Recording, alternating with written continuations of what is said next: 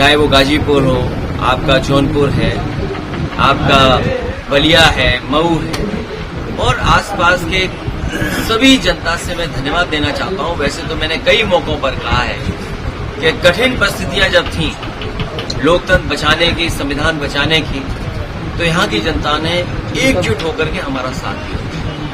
PDA परिवार से एकजुटता जो दिखाई दी है, उस लड़ाई को हम संकल्प लेते हैं आगे बढ़ाएंगे। कल ही बाबा साहब भीमराव अम्बेडकर जी की जयंती थी, हम सब ने मिलकर के बनाया और ये संकल्प लिया है कि बाबा साहब भीमराव अम्बेडकर जी का जो रास्ता रहा है, उस रास्ते पे चल करके हम प्रभुत्ववादी जो लोग हैं, जो ताकतवर लोग हैं, समय समय अपमानित करते हैं, समय समय पर भेदभाव पैदा करते हैं, उन ताकतों से लगातार लड़ते रहेंगे। और हम सबका यही संकल्प होगा कि सामाजिक न्याय का राज की स्थापना हम लोग करेंगे, उस दिशा में लगातार आगे बढ़ेंगे।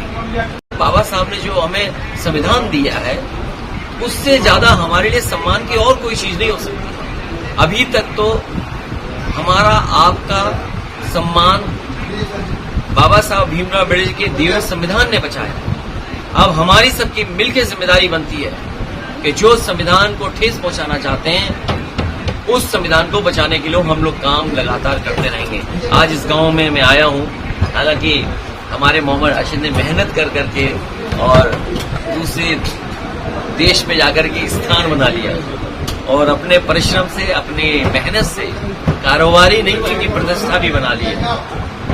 शहर में ऐसे घर होते हैं, लेकिन गांव में ये सुविधा होना, ये बड़ा काम किया है इन्होंने। इसी से गांव के प्रति लगाव बढ़ेगा लोगों में। मैं आपको भरोसा दिलाता हूं कि आजमगढ़ के विकास के लिए और जितना भी काम करना पड़ेगा हम लोग करेंगे। लोग क्रिकेट खेलते थे। अच्छा अध्यक्ष जी, जी हम अपने बाबा साहब भीमराव अम्बेडकर जी के संविधान को हमें कोई भीड़ नहीं इकट्ठी करनी है, हमें कोई ताकत का एहसास नहीं दिलाना है। अरे जब से बीजेपी हारी है, जनता ने उन्हें दिखा दिया लोकतंत्र में ताकत क्या है वोट की। कोई सोच सकता था कि ऐसे बड़े बड़े लोग बीजेपी के हार जाएंगे? आज जनता ने हमें सबसे ज्यादा सीटें जिताई, नंबर 1 की पार्टी बनाई, देश में नंबर 3 की पार्टी। इसलिए हमें दो हाथ नहीं करना है, हमें अपना सहारा लेना है संविधान का। संविधान हमारी ढाल है। अगर कोई भी व्यवहार और कानून तोड़ेगा, उसके लिए वर्दी वाले अपनी लाठी लेके रखेंगे। वही पुलिस वाले लोग जो आज उनके साथ खड़े थे, जब कानून का राज होगा, सामाजिक न्याय के राज की स्थापना होगी, तो जो लोग कानून तोड़ रहे होंगे, मैं आप सबका प्रेस के साथियों का धन्यवाद देता हूं और साथ ही साथ मोहम्मद राशिद जी का, कि जिनके परिवार में शादी का कार्यक्रम है और इन्होंने बुलाया, उसी कार्यक्रम में मैं शामिल होने आया। हमारे साथ अबू असद वाजपेयी, महाराष्ट्र के प्रदेश के अध्यक्ष और पार्टी के सभी जिम्मेदार साथी यहाँ पर मौजूद हैं। शादी के कार्यक्रम में, समारोह में आने से लाभ ये है कि सब लोगों से मिलने का मौका मिल जाता है और आजमगढ़ के कई शादी या पारिवारिक कार्यक्रमों में मुझे शामिल होने का मौका मिला है।